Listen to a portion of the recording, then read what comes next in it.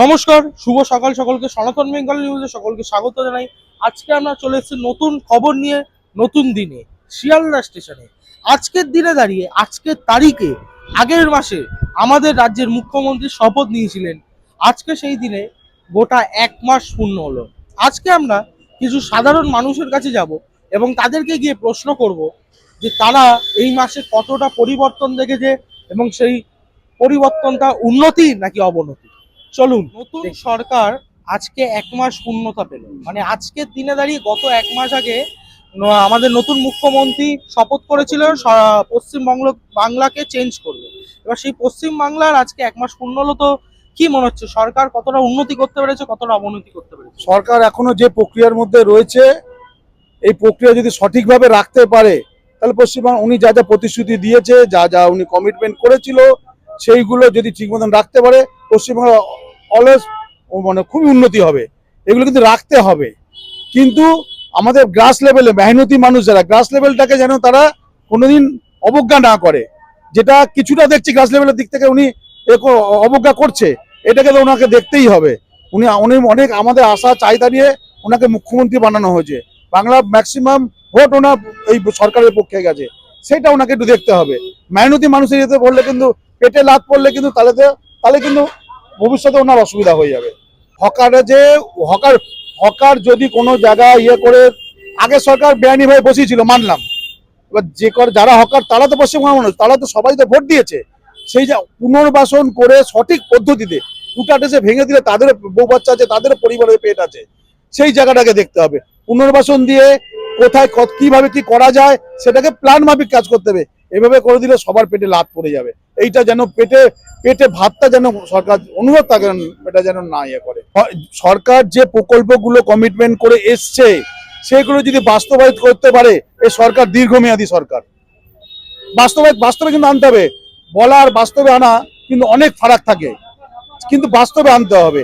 আর এই যে সরকারি গাড়ি করে অনেক দূরে যাচ্ছে, গ্রাম বাংলায় যদি টোটাল ম্যাক্সিমাম সরকারি বাড়ি, খুব আমাদের শহর অঞ্চলে সরকারি গাড়িটা আছে, গ্রাম বাংলার সরকারি গাড়িটা কম, প্রাইভেট গাড়িটা, সেখানেও যদি মহিলাদের এটা করা হয় খুবই ভালো।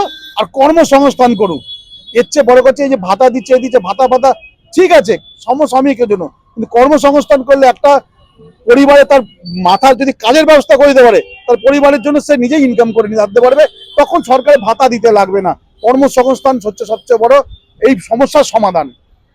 আর আমাদের যে জনসাধারণ আছি, আমাদেরকে অনেক কিছু মেনে চলতে হবে, সেগুলো দেখতে হবে। সাধারণ মানুষকে অনেক কিছু মানতে হবে।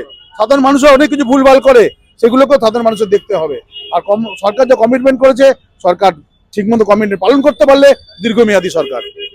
উন্নতি মনে হচ্ছে, কিছু কিছু কাজ অপছন্দ হচ্ছে, যেগুলো ধরেন গরিবদের জন্য, যেগুলো দোকানপাট ভেঙে দিচ্ছে তাদের জন্য যেন আমাদের মুখ্যমন্ত্রী অন্য জায়গায় ব্যবস্থা করে তাদেরকে দেয়, তাহলে ভালো হবে। কিন্তু সেই দোকানগুলো তো ইনলিগাল, স্টেশনের মধ্যে ইনলিগাল ছিল, আমাদের সরকারকে বলবো যে তাদের জন্য একটু ব্যবস্থা করে দেবে। তারা তো গরিব, তারা খেটে খাওয়া, দিন খেটে খাওয়া, আমি একজন দিন খেটে খাই, তাদের জন্য বলবো যে মুখ্যমন্ত্রী যেন তাদেরকে একটু সাহায্য করে। উন্নতি দেখেন, আগের সরকার ছিল, তাদের দুর্নীতি, মারপিট, মানে হিনাহিনি, সেগুলো আমরা পাচ্ছি না। এবং তাছাড়া তো এই যে এখন আয়ুষ্মান ভারত হেলথ স্কিম, বা ধরুন এই যে লক্ষ্মীর ভান্ডারের মতো আপনার অন্নপূর্ণা ভান্ডার, বিভিন্ন জিনিস তৈরি হচ্ছে। হ্যাঁ, এগুলো দিলে আরো খুশি, মেয়েদের অনেক ভালো হবে, অত উন্নতি হবে। ফ্রি উমেন বাস সার্ভিস যেটা কলকাতা শহরে চালু হলো সরকারি, এটা খুবই ভালো। নতুন সরকার গঠনের পর 1 মাস পূর্ণ হলো, কি মনে হচ্ছে উন্নতি হচ্ছে? হ্যাঁ, উন্নতি তো হচ্ছে, সব দিক দিয়ে উন্নতি হচ্ছে, কিন্তু বেকার হকারদের বেকার করে দিচ্ছে। হকারদের বেকার হচ্ছে। তো হকারদের তো একটা ইনলিগাল জায়গায় দোকান ছিল, সেই বিষয়ে আপনি কি বার্তা দিতে চান?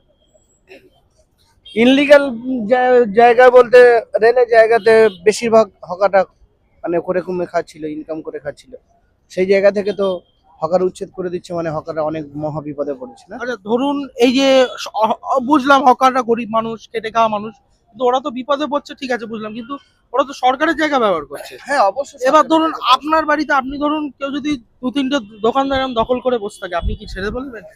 না, সরকারি জায়গা সরকার ডেভেলপমেন্ট কাজের জন্য তো নিলে তো আমাদের ছেড়ে দিতে হবে, কিন্তু হকারদের একটা বিকল্প পরিকল্পনা করলে বা একটা লাইসেন্স দিয়ে, সুবিধা হ্যাঁ, প্রাপ্তি করলে এটাই সুবিধা হতো।